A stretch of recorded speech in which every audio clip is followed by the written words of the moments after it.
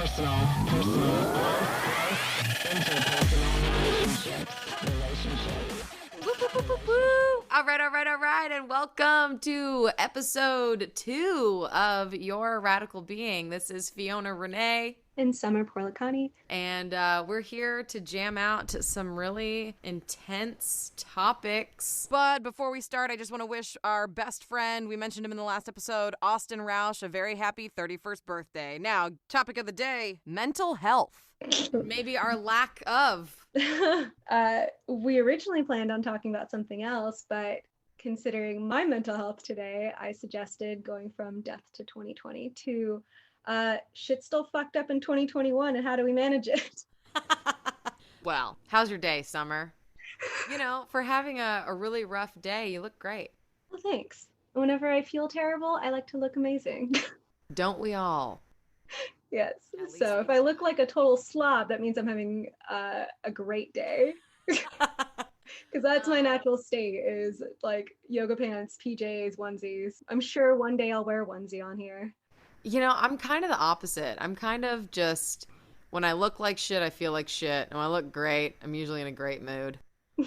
I try when I care, and I don't try when I don't. But it seems like 2021 has kind of been chaos over the past 3 days for everyone. I've had a couple of friends call me crying, a few friends spiraling out.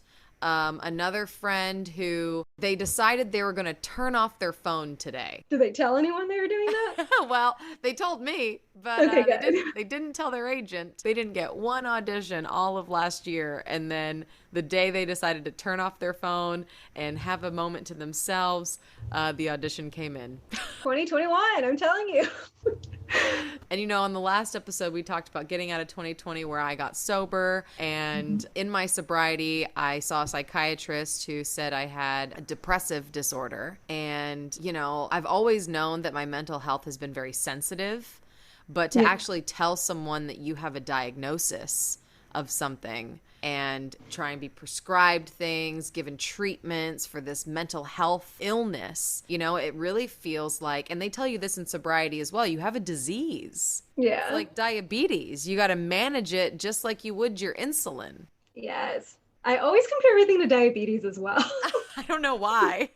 It's like, I think most people understand, like, you need something in order to feel better. And like, you know, anytime I use if you broke your leg, would you just tell your body to like get over it or just get out of bed or walk it off, you know? But like that just doesn't bring the same kind of understanding, I think, for folks who just like don't get it. Well, it's healing and it's maintenance for healing. Yeah. So diabetes is the one I use the most for my comparison with my narcolepsy diagnosis, but the broken arm and a cast is what I use for mental health. Why don't you tell the listeners all of the diagnoses that you feel comfortable sharing? Oh, man. You got a handful. I made a list because I just talked to an insurance consultant and they were like, write down everything that you need to be mindful of. And I was like, oh, okay. Here we go, listeners. My list.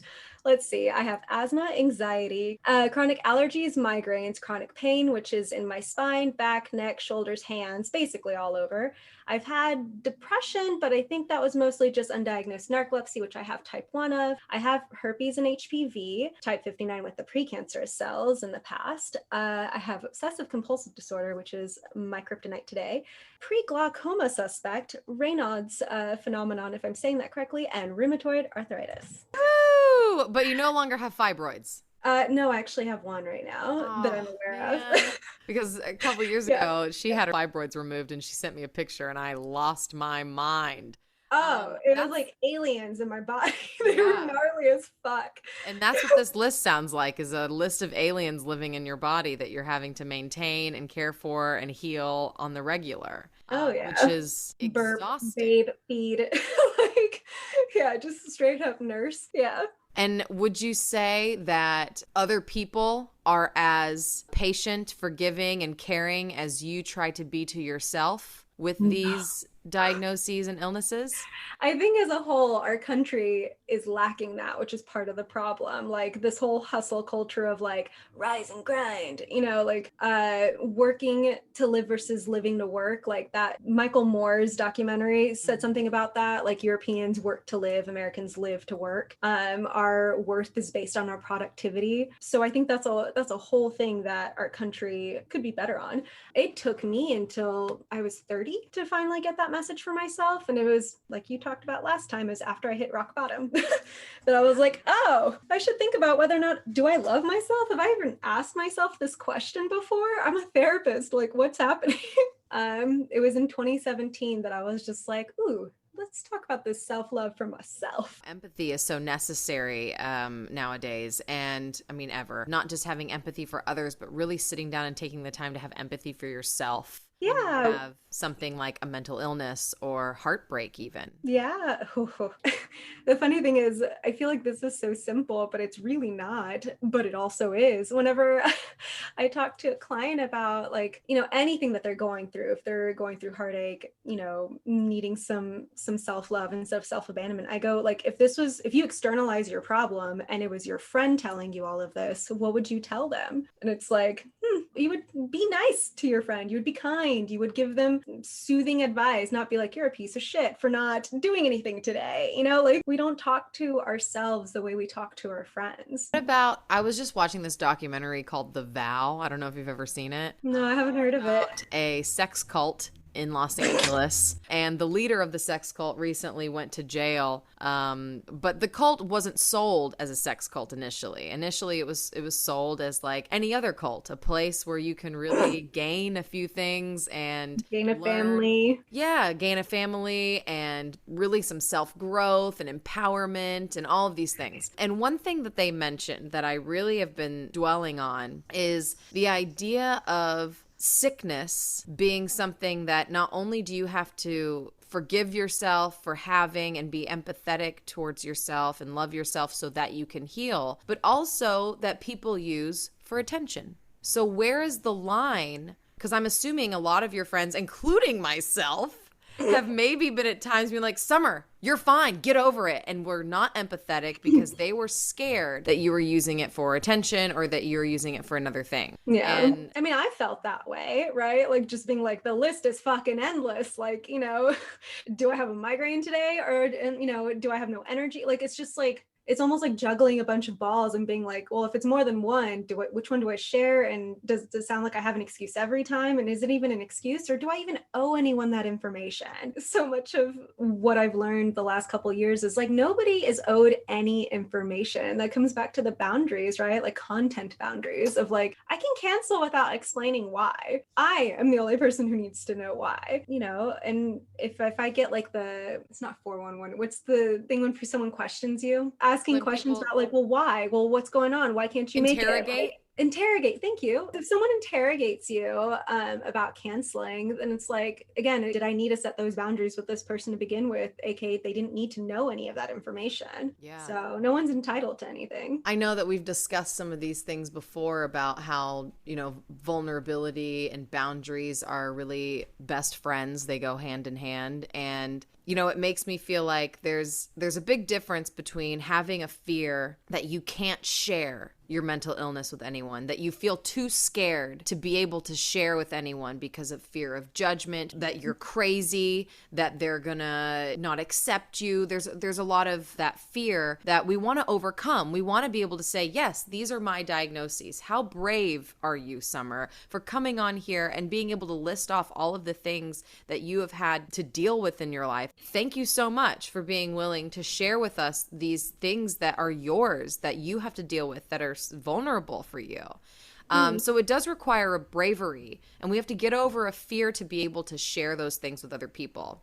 Yeah. But then there's another side of the coin, which is once you're brave enough to share, once you have the ability and the balls to say, these are the things that are wrong with me, this is what I cannot do today, this is where I'm feeling vulnerable, where's the line where we don't actually have to share? And that's what you were just talking about, this concept of saying, I could share with you, but I don't have to. And do you deserve it? Do you Yeah. deserve my vulnerability? Do you deserve all of these things that make me unique? Do you deserve Yeah. for me to share them with you?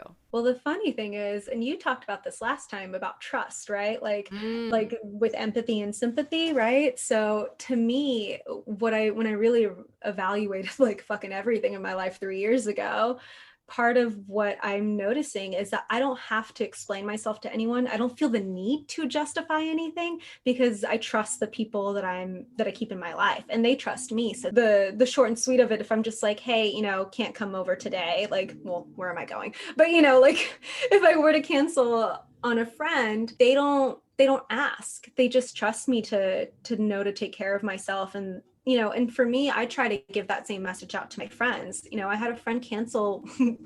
I'm 33 and I just started going to like warehouse parties last year, whatever. But like that aside, I had a friend who canceled the night before a warehouse party in Austin and was like, hey, I think I might have food poisoning. Can we just like reevaluate tomorrow? And I was like, yeah, sure, whatever. Like, I don't care.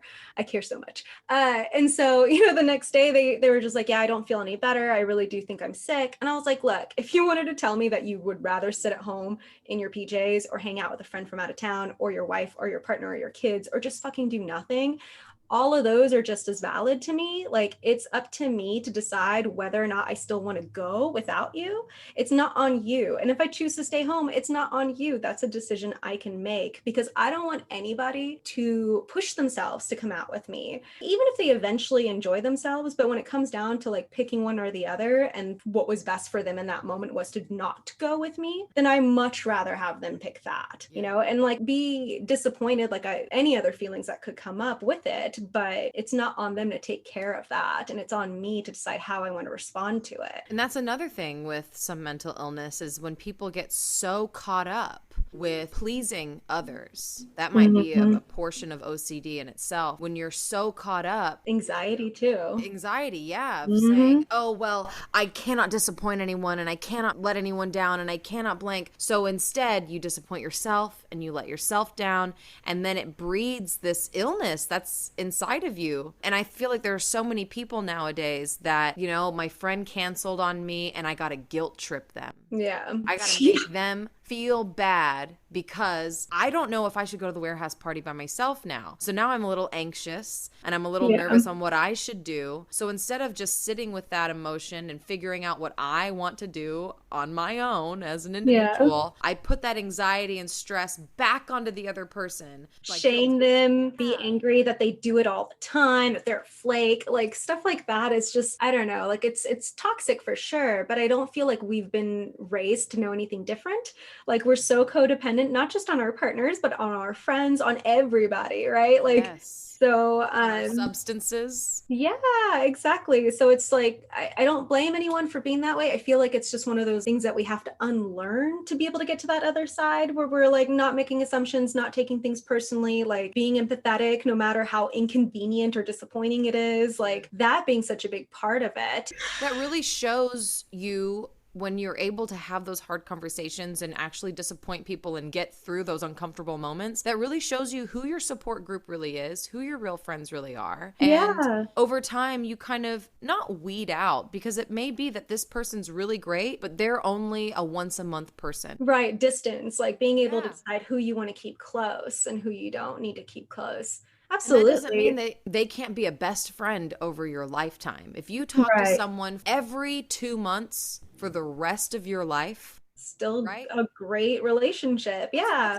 That's so meaningful. If you talk to someone even once a quarter, times a year, but for the rest of your life. The consistency and the commitment with that is so much more valuable, I think, than spending every day with someone for 2 years and then never talking to them again. Right. And I think so much of that comes with what are our expectations of our friends?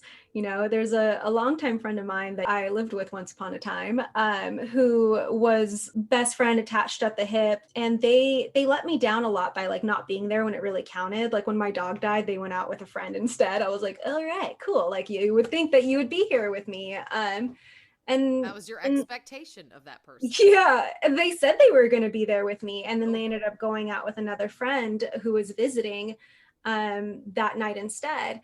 And you know, my other best friend who lives here in town, here, my other person, you know, her point was like, you know, I know that that was disappointing, but what if you just enjoyed what you had with this person and then just like let the rest go? Because it's either you keep that person in your life in some way and enjoy what you do have, or you just threw away that friendship. But you also don't have to keep that friendship just because you've invested years of your life in it. Like it can change its like Fluid. its place in your life and what it does for you, and then you can still value it. And so that really meant a lot, like kind of like realizing that was 5 years ago. And I like, you know, it's now become one of those friends that like we pick up where we leave off and everything's great.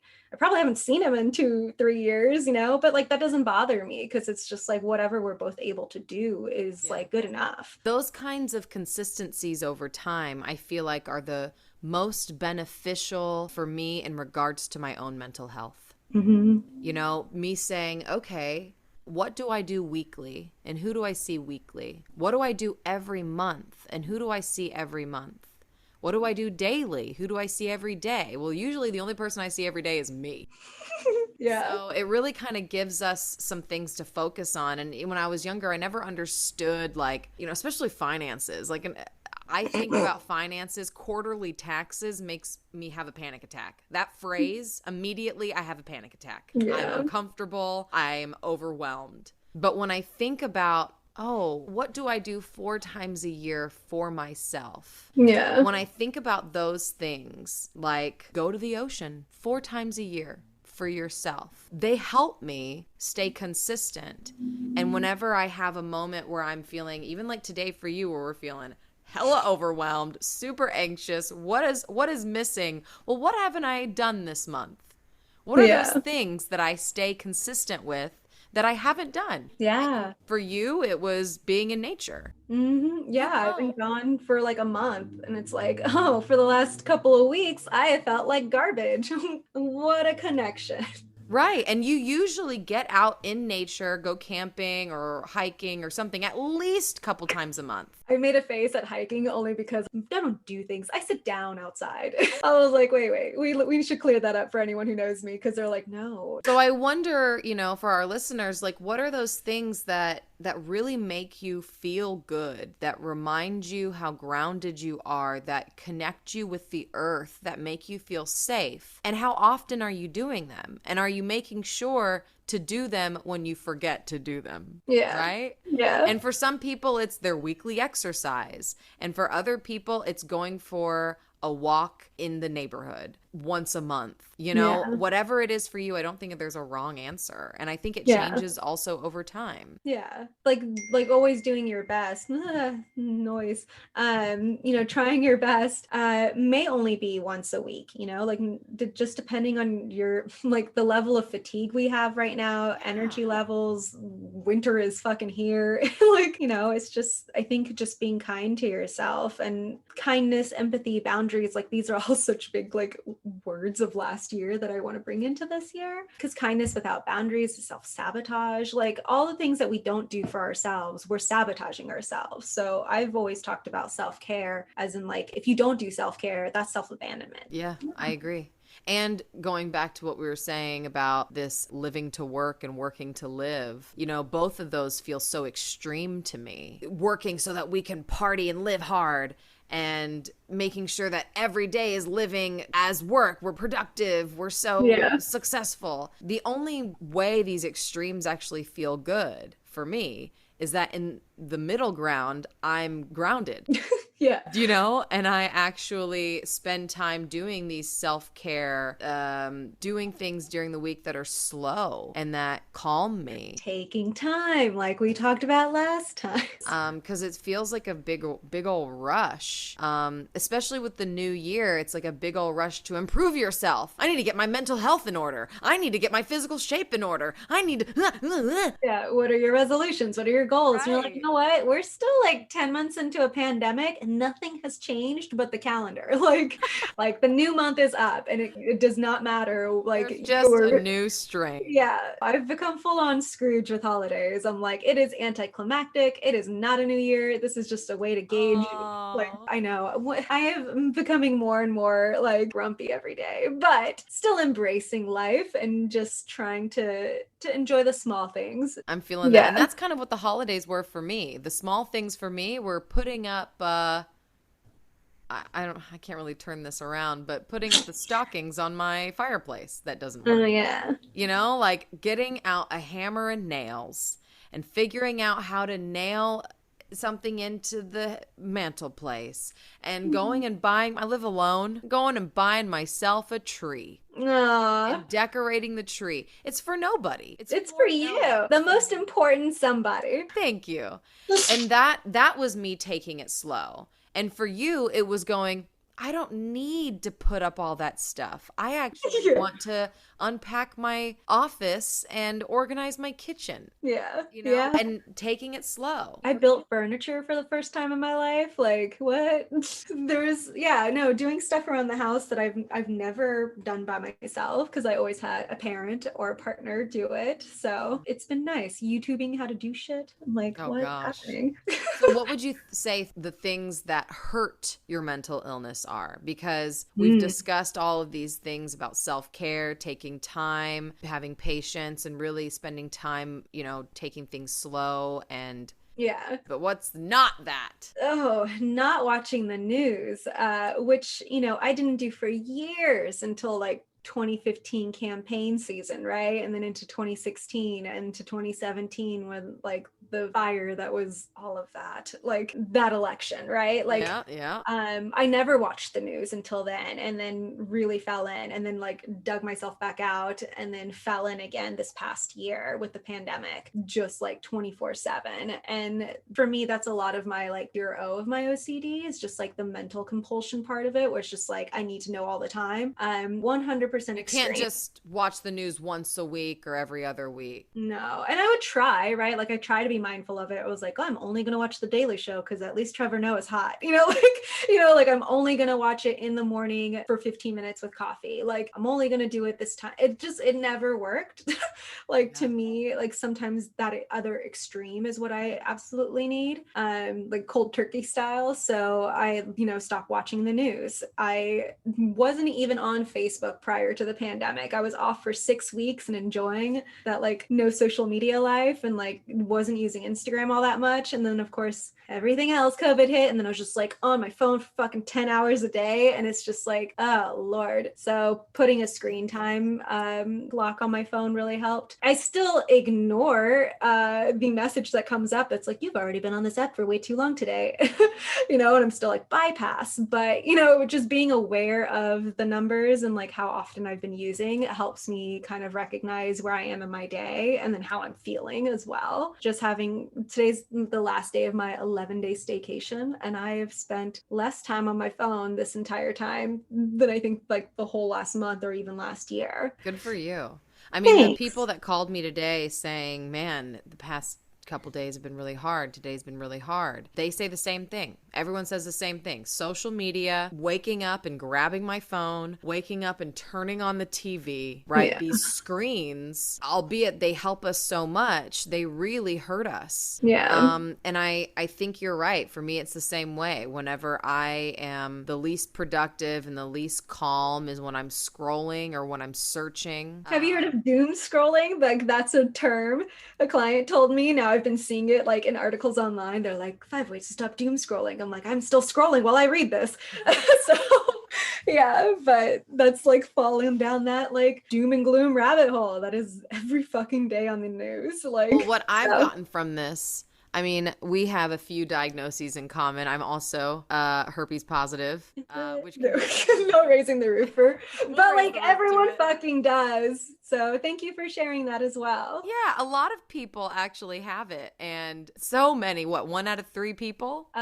2 out of 3 for HSV1, 1 out of 6 for HSV2 last I checked. But Oh that's my just the gosh. people who know. How many You're people right. don't fucking know? And Yeah. I raised the roof to that because that, albeit it's one of the safer diseases to have in regards to reproduction and all of those things, it's also a pain in the ass. It has the worst stigma, more than HIV, more than like chlamydia, like more than all this other stuff. Herpes has the worst stigma of them all. And it's all fear. And that's where our mental illness gets triggered, right? Whenever we feel shame and pain and guilt and anxiety It's isolating due to real illnesses that we have that other people are reacting to. And it's just physically really damn painful. Yeah. So on top of all of that, I've got depression and I've experienced anxiety for the first time in my life this past year. I've never experienced it before. You're making that face because I've called you being like, I think I'm having anxiety. I've never had this. What is this like? Is this? And I'm like, I've had this half my life, so I'm holding space for you right now. So what I feel like I've gotten from this is whether you have a list of 50 things or you have one or two. Nonetheless, we both really connect on some of the same ways to cope and the same ways that hurt us from coping. Yeah. You know, it's really as different as we are, it's really an equal, connected, shareable thing that we have in regards to healing. Yeah, I think it's been part of how we've been able to hold space for each other even more this past year as friends and like have more empathy. Like you finally understand what anxiety is like. And there, I don't wish that for you at all. But having seen me like freak out for like our entire friendship / half my life, right? Like it's a whole new level. It is real empathy at that point where you're like, oh, I have been in those shoes. I can be there for you in this way that I've never been before now that I also experience it. Yeah, and my anxiety probably feels different than your anxiety, but I know how painful and scary mine can be, so I can't even imagine what it may be like for you, and that's that beauty of empathy. I wish we could talk about that all day long, but we've got to run. Check out our next episode where we get into a little bit of specificity when we talk about labels. That are not mental health. Yeah. How labels affect our mental health. That being said, thanks so much for listening, you guys, and we will be talking to you very soon.